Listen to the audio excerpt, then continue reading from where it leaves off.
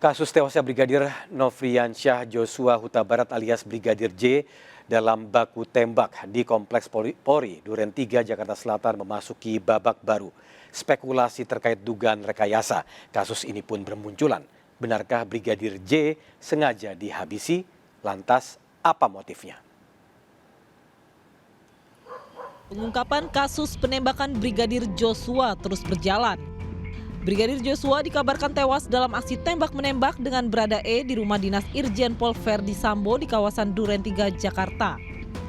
Brigadir Joshua merupakan sopir Putri Chandrawati, istri Irjen Pol Verdi Sambo. Pemirsa, kasus tewasnya Brigadir Nofriansyah Joshua Huta Barat alias Brigadir J pada baku tembak di Kompleks Polri Duren 3, Jakarta Selatan mulai memasuki babak baru. Spekulasi terkait dugaan rekayasa kasus mulai bermunculan. Benarkah Brigadir J sengaja dihabisi? Lantas apa motifnya? Bersama saya Daneswara dan Suryali Santoso, berikut liputannya.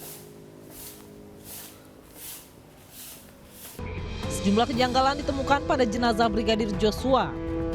Selain luka tembak, terdapat juga luka lainnya seperti luka sayatan dan memar. Tak hanya itu, publik mempertanyakan mengapa Polri baru memberikan keterangan 3 hari setelah peristiwa penembakan. Dari pihak kepolisian mengumumkan dengan cara yang terlambat, gitu ya, 3 hari setelah kejadian, tanpa ditunjukkan barang bukti yang mereka peroleh dari tempat kejadian perkara. Padahal barang bukti itu sangat diperlukan untuk menjelaskan siapa melakukan apa terhadap siapa, kapan, di mana, dan apa buktinya? Beragam kejanggalan semakin membuat kasus ini mencuat dan mendapat atensi publik yang meminta Polri untuk mengusut tuntas. Bahkan Presiden Joko Widodo ikut berkomentar. Jokowi meminta kasus penembakan Brigadir Joshua diusut seterang-terangnya. Saya kan sudah sampaikan, usut tuntas, buka apa adanya. Jangan ada yang ditutup-tutupi. Transparan. Demi menjaga kredibilitas, Kapolri Jenderal Polisi Listio Sigit Prabowo mengambil tindakan tegas dengan menonaktifkan Irjen Pol Verdi Sambo. Untuk Irjen Pol Verdi Sambo, untuk sementara jabatannya dinonaktifkan. Tak hanya Sambo, Kapolri juga menonaktifkan Karopaminal Brigjen Pol Hendra dan Kapolres Metro Jakarta Selatan Kombes Pol Budi Hardi. Saya kira ini langkah terbaik bagi Kapolri dan juga bagi beliau-beliau, ya, bagi Polri, karena kemudian sangat rentan konflik of interest jika beliau-beliau itu tidak dinonaktifkan. Juga bagi Pak Sambo, kemudian bagi Karopaminal dan bagi Kapolres Jakarta Selatan, ini juga langkah yang tepat dinonaktifkan sehingga proses penyidikan itu tidak kemudian membawa nama mereka jadi lebih buruk. Sebelumnya sempat beredar kabar Brigadir Joshua tewas dan mendapat penyiksaan dalam perjalanan dari Magelang ke rumah Irjen Sambo di Duren 3, Jakarta. Namun kabar ini dibantah oleh Komnas HAM yang telah membuka sejumlah CCTV. Kami tadi perlihatkan video, jumlahnya 20 video.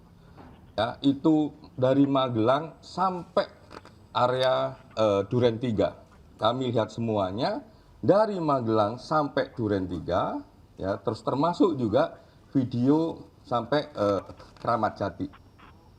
Ya, kalau cerita Magelang sampai Duren 3, salah satu yang paling penting yang kami lihat, almarhum Joshua masih hidup.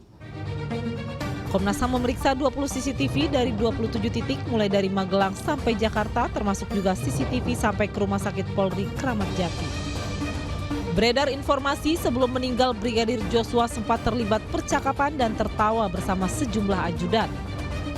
Kalau soal yang tertawa itu, ya, jadi begini nih, ini biar nggak salah nih. Soal yang tertawa itu, jadi ada satu forum yang memang tertawa. Bribda J ini, almarhum Joshua, ada dalam satu waktu yang memang berdasarkan keterangan-keterangan itu memang tertawa. Dan kalau ini dikonfirmasi misalnya kerangka waktunya dengan CCTV yang kami tadi lihat, ya ini saling mengkonfirmasi. Satu, sampai Duren 3 hidup.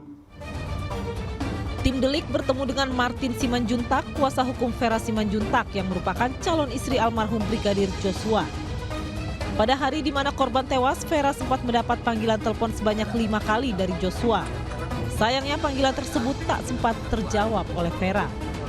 Terakhir itu justru ada panggilan sekitar jam 16.06, sebanyak 5 kali atau 6 kali itu saya lupa. Yang mana ternyata itu adalah panggilan terakhir yang ditujukan kepada saksi oleh almarhum. Namun sayangnya tidak terangkat. Dan saksi ini sangat menyesalkan sekali kenapa dia tidak angkat. Sampai sekarang dia menyesal. Baik Komnas HAM maupun Polri masih terus melakukan penyelidikan atas kasus ini. Merangkai kepingan peristiwa untuk menangkap fakta dan menemukan fakta di balik tewasnya Brigadir Joshua. Meski sudah dalam tahap penyidikan dan Baradae sudah ditahan, hingga kini Polri belum menetapkan tersangka. Hal lain yang menjadi catatan adalah perlakuan berbeda dari Polri pada pemakaman pertama dan pemakaman kedua usai autopsi ulang. Kalau dia korban, berarti ada pelakunya. Ya, ada pelaku penembakan kalau dia korban. Karena pertama kali dia tidak dimakamkan. Dia dinilai sebagai seorang pelaku kejahatan, sehingga tidak dimakamkan secara kedinasan. Sekarang dimakamkan, artinya dia sebagai korban. Ini juga satu indikasi yang saya lihat bahwa Polri menemukan fakta-fakta baru. Publik tentu menunggu dan berharap pengungkapan kasus ini bisa transparan. Penyelesaian aksi tembak-menembak yang memakan korban jiwa ini akan menjadi pertaruhan kepercayaan warga terhadap Polri.